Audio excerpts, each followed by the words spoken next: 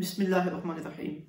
یہودیت، عقائد و اعمال، کردار اور عبرت سے، اس عنوان سے ہمارا جو درس قرآن مجید کا سلسلہ چل رہا ہے، آج اس کا عنوان ہے یہودیوں کا ہیلوں اور بہانوں کے ذریعے دینی احکامات سے جان چھڑانا۔ قرآن شریف میں سورہ بقرہ شریف کی آیت نمبر 65 اور 66 میں اللہ تعالیٰ نے ان کی تاریخ کا ایک واقعہ بیان کیا ہے۔ اس کا پس منظر یہ ہے کہ ہفتے کا دن ان کے لیے عبادت کا دن تھا، اور ان کی کتاب میں انہیں روکا گیا تھا کہ اس دن تم نے کوئی دنیا کا کام کاج نہیں کرنا، بلکہ خود کو عبادت کے لیے فری رکھنا ہے اور سارا دن ہماری عبادت بجا لانی ہے۔ یہودیوں کا ایک قبیلہ ایسا تھا جو سمندر کے کنارے رہتا تھا، اور ان کا ذریعہ معاش مچھلیاں پکڑنا، انہیں آگے بیچنا، پھر انہیں ہی کھا لینا، یہ تھا۔ جب ہفتے کے دن دنیاوی کام کاج پہ پابندی عائد ہوئی، مچھلیوں کو بھی اس چیز کا اندازہ ہوا۔ اب یہ ہوتا کہ جس دن وہ شکار کی چھٹی کرتے تو بہت بڑی تعداد میں مچھلیاں ساحل سمندر پہ آ جاتی۔ جب انہوں نے اس صورتحال کو اپنی آنکھوں سے دیکھا اور لالچ آیا تو انہوں نے کہا چلیں شکار کرنا تو منع ہے، لیکن کوئی ماحول ایسا بنا لیتے ہیں کہ یہ مچھلیاں اپنی اپنی جگہوں پہ قائم رہیں اور اگلے دن جب جائیں تو آسانی کے ساتھ ہم انہیں شکار کر لیں۔ تو انہوں نے ایسا کیا کہ ساحل سمندر کے ساتھ انہوں نے گڑھے کھودے اور نالیوں کے ذریعے سمندر کا پانی ان گڑھوں میں ڈالا۔ اب کیا ہوتا کہ جب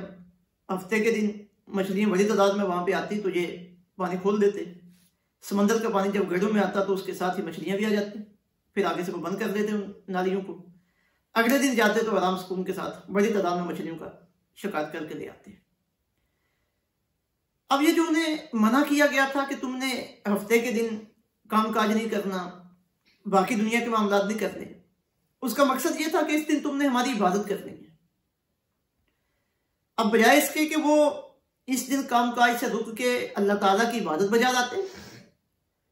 عبادت تو انہوں نے نہیں کی، دوسری طرف وہ کام سے بھی رکے رہے، لیکن انہوں نے ایسے ہیلے بہانے تلاش کر لیے، کام کے قریب قریب رہے، اور اللہ تعالیٰ کا جو حکم ہے اپنے خیال میں وہ اس حکم کو بھی بجا لائیں، اور ان کی اپنی خواہش بھی پوری ہوتی رہی۔ اب ہیلوں اور بہانوں کے ذریعے انہوں نے اللہ تعالیٰ کے حکم سے جان چھڑانے کی کوشش کی، تو اللہ تعالیٰ اس قوم کے اوپر شدید غصے میں ہوئے اور ان کے اوپر اللہ نے اپنا عذاب نازل کیا۔ سورہ بقرہ کی آیت نمبر 65 اور 66 میں اللہ تعالیٰ نے ان کا ذکر فرمایا، وَلَقَدْ عَلِمْتُمُ الَّذِينَ اعْتَدَوْا مِنْكُمْ فِي السَّبْتِ، بے شک تم جانتے ہو ان لوگوں کو جنہوں نے ہفتے کے دن کے بارے میں حد کراس کی، جنہوں نے حد سے تجاوز کیا۔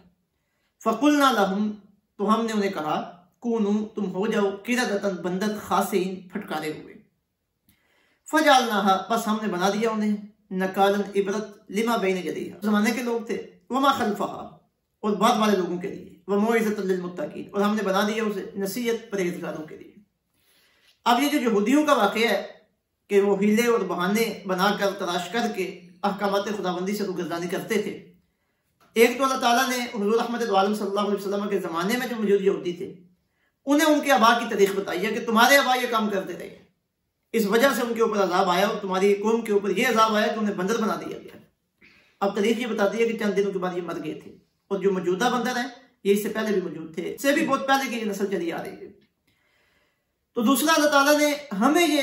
دعوت فکر دی ہے کہ احکامات خداوندی سے روگردانی کا جو رویہ انہوں نے اختیار کیا تھا یہ تمہارے اندر نہیں آنا چاہیے۔ تمہارا دل مکمل طور پر اپنے رب کی اطاعت و فرمانبرداری کی طرف مائل ہونا چاہیے۔ اگر تو بندہ اپنے دل کے اندر اللہ تعالیٰ اور اللہ کے محبوب صلی اللہ علیہ وسلم کی اطاعت و فرمانبرداری کا جذبہ پیدا کر لے اور عشق خدا بندے کے سینے کے اندر موجزن ہو جائے، پھر تو اللہ تعالیٰ کا ہر حکم بندہ انتہائی عاجزی، انکساری اور ذوق و شوق کے ساتھ پورا کرتا ہے۔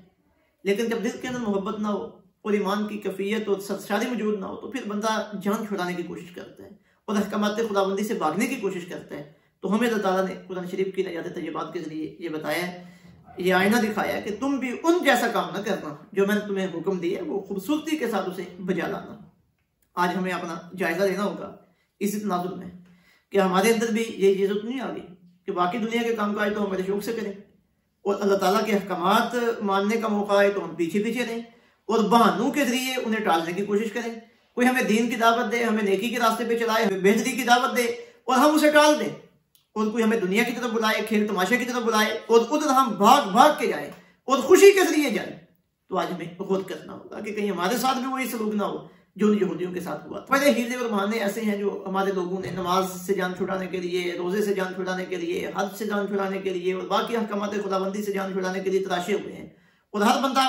ان آیات طیبات کے آئینے کے اندر اپنی ذات کو دیکھ سکتا ہے کہ میں نے کہاں کہاں بہانے بنائے ہوئے ہیں اور کیسے کیسے میں احکامات خداوندی کو ٹالتا ہوں۔ اور ہمیں اللہ رب العزت کی باتوں میں توبہ کرنی چاہیے، اللہ کی بارگاہ میں معافی مانگنی چاہیے، اور ان چیزوں سے اور ان خواہشات سے اور پھر اس طرح کے خیالات سے ہمیں بچ کے رہنا چاہیے۔ اللہ تعالیٰ عمل کی توفیق